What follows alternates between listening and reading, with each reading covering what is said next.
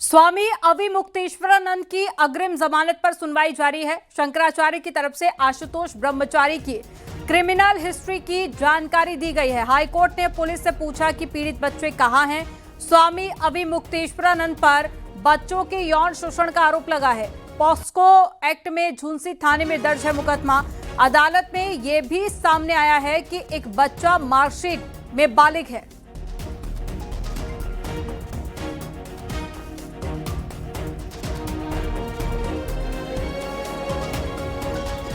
तो विवाद लगातार बढ़ता जा रहा है। अविमुक्तेश्वरानंद पर बच्चों के यौन शोषण का आरोप लगा है, लेकिन अब दो बड़े खुलासे हुए हैं। एक तो ये कि एक बच्चा मार्कशीट में बालिग आया है, और दूसरा जो क्राइम हिस्ट्री है उसको निकालने को लेकर भी बात की जा रही है। और ज्यादा जानकारी के साथ में सर्वेश जुड़ गए हैं। सर्वेश, जिस मामले को लेकर लगातार सियासी बवाल बढ़ता जा रहा था, फिलहाल कोर्ट की तरफ से आखिर आज क्या कुछ कहा गया है? दोनों ही पक्षों की तरफ से क्या क्या तर्क दिए गए हैं?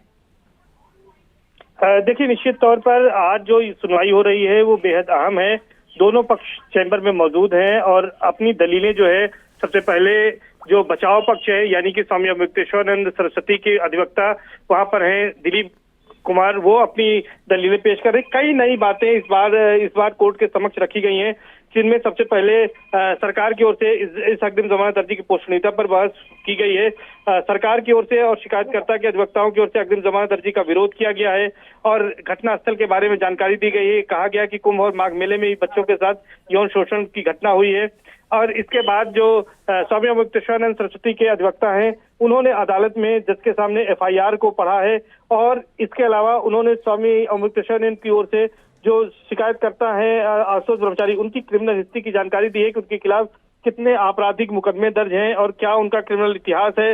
हाईकोर्ट ने इस मामले में ये भी पूछा है कि वो जो पीड़ित बच्चे हैं वो कहाँ हैं।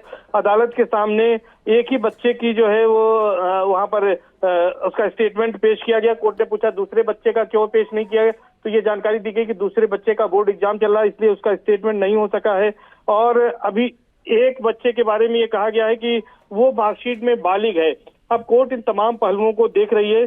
फिलहाल अभी की जो ताजा अपडेट है वो इसी ढंग से इस मामले की बात चल रही है और सभी पक्ष जो है अपनी दलीलें कोर्ट में पेश कर रहे हैं। जी तो बिल्कुल दोनों ही पक्षों की तरफ से अपनी अपनी दलीलें पेश की जा रही हैं। लेकिन सर्वेश, जो मार्कशीट में एक बच्चे के बालिग होने की जानकारी मिली है उसको लेकर क्या जानकारी है? क्योंकि अब मामला कोर्ट तक पहुंच चुका है, तो जो आरोप अभी तक लगाए जा रहे थे उनको साबित भी करना होगा, सबूत भी देने होंगे। देखिए, निश्चित तौर पर सबूत देने होंगे और कोर्ट में इसीलिए दोनों पक्षों के वकील जिरह कर रहे हैं, दलीलें पेश कर रहे हैं, बहस चल रही है।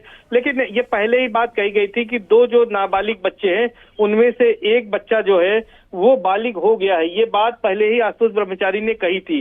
क्योंकि मैं लगातार इस मामले को कवर कर रहा हूं तो उन्होंने इस बात को पहले ही कहा था और ये बताया था कि एक बच्चा जो है जिस समय उसका यौन उत्पीड़न हुआ था उस समय वह नाबालिग था, लेकिन अब वो बालिग हो चुका है। तो ये कोई नई बात नहीं है, ये कोर्ट में जो बात यहाँ पर पेश की गई है। लेकिन फिलहाल अभी इस पूरे मामले में ये कहा जा सकता है कि अभी मामले में इन चैम्बर सुनवाई चली रही है, अभी इसको कंक्लूड नहीं किया गया है। जिस तरह की पहले बात आई थी कि ऑर्डर को रिलीज कर दिया गया, अभी ऑर्डर को रोक लिया गया है और दोनों पक्षों को अदालत गंभीरता से सुन रही है और अभी काफी समय है। कोर्ट अगर टाइम और लगता है तब भी इसको मामले को सुनेगी, उसके बाद ही कोई आदेश पारित करेगी। अभी जो है फिलहाल अभी तक की जो जानकारी है लेटेस्ट, उसके हिसाब से अभी स्वामी अविमुक्तेश्वरानंद सरस्वती की ओर से जो अधिवक्ता हैं वो अपनी जो है दलीलें पेश कर रहे हैं। जी थोड़ी देर में फैसले की भी बात कही जा रही है। सर्वेश, कब तक फैसला आ सकता है सामने? निश्चित तौर पर दोनों पक्षों की बहस कंक्लूड होने के बाद, सुनने के बाद कोर्ट अपना जजमेंट जो है वो सुना सकती है या फिर जजमेंट को रिजर्व भी कर सकती है। दोनों अधिकार कोर्ट के पास मौजूद रहता है। लेकिन अभी चूंकि सुनवाई चल रही है इसलिए कुछ भी कहना जल्दबाजी होगी। एक बार ये बात सामने आई थी कि इन चैम्बर कोर्ट ने बुलाया और दोनों पक्षों को जजमेंट सुना भी दिया है, लेकिन उसके बाद क्योंकि राज्य सरकार की ओर से इसकी मेंटेनेबिलिटी यानी कि पोषणीयता पर ही आपत्ति की गई, तो कोर्ट ने इस मामले में सुनवाई शुरू की और उसमें दोनों पक्षों को बारीकी से सुना जा रहा है। हर तरह से जिस तरह के आरोप लगाए गए हैं नाबालिग पीड़ितों के बारे में, उनके मेडिकल के बारे में, उनके स्टेटमेंट के बारे में, यहाँ तक कि एफआईआर के बारे में, घटनास्थल को लेकर सभी जानकारी कोर्ट ने पूछी है। और इसमें यह भी जानना चाहा है कि एक बच्चे का अभी तक स्टेटमेंट क्यों नहीं हुआ, इस तरह से जो है हुई है। एक ताजी जानकारी आई है कि अपर महाधिवक्ता मनीष गोयल अब अपनी दलीलें पेश करना शुरू कर चुके हैं। सरकार की ओर से एजीए मनीष गोयल अपनी दलीलें पेश कर रहे हैं। माना जा रहा है कि अब स्वामी अमृतेश्वरानंद सरस्वती की ओर से जो अधिवक्ता है उन्होंने अपनी दलीलें पेश कर दी हैं। अब सरकार की ओर से दलीलें पेश की जा रही हैं और इसके बाद कोर्ट इस मामले को कंक्लूड करते हुए सभी पक्षों को सुनने के बाद कोई न कोई जजमेंट दे सकती है या फिर उसको रिजर्व भी कर सकती है। जी लेकिन सर्वेश, जो हाईकोर्ट ने एक सवाल पूछा था कि पीड़ित बच्चे कहाँ हैं, तो क्या वो बच्चे भी कोर्ट में पेश किए गए हैं? उनको लेकर क्या अपडेट है, क्या जवाब दिया गया है, क्या कोई जानकारी मिल पाई है? देखिए, बच्चों को कोर्ट में पेश नहीं किया जाता है। लोअर कोर्ट में, जहां पॉक्सो कोर्ट में उनके बयान दर्ज होने थे, बच्चों को वहां जरूर पेश किया गया था। यहाँ पर अधिवक्ता रहते हैं, यहाँ पर पेश करने की जरूरत नहीं होती। अगर किसी मामले में कोर्ट को लगता है, वो तलब करती है, तभी पेश किया जाता है। तो यहाँ पर बच्चे नहीं पेश किए गए हैं। फिलहाल कोर्ट ने पूछा है कि बच्चे कहाँ हैं। निश्चित तौर पर जो पुलिस है वो उनको जानकारी दी गई होगी पुलिस की ओर से कोर्ट को। अब कोर्ट इसमें तमाम पक्षों को सुन रही है और सुनने के बाद ही कोर्ट इसमें कोई जजमेंट देगी, कोई फैसला देगी, और उसी का इंतजार सभी को है कि क्या कोर्ट इसमें फैसला सुनाती है। फिलहाल जो लेटेस्ट जानकारी है वो अपर महाधिवक्ता मनीष गोयल अपने पक्ष को, यानी सरकार की जो पक्ष है उसको वहां पर रख रहे हैं। जी सर्वेश, लेकिन अभी मुक्तेश्वरानंद की तरफ से जो अभी तक स्टेटमेंट सामने आया उसमें कहीं ना कहीं पॉलिटिकल पार्टीज का भी जिक्र किया गया। कहीं ना कहीं ये पूरा मामला सियासी रूप लेता हुआ भी दिखाई दिया है। तो क्या कोर्ट में भी कोई ऐसे तर्क पेश किए गए हैं जहां पर ये बात कही गई हो कि राजनीतिक साजिश के तहत घेरने की कोशिश है?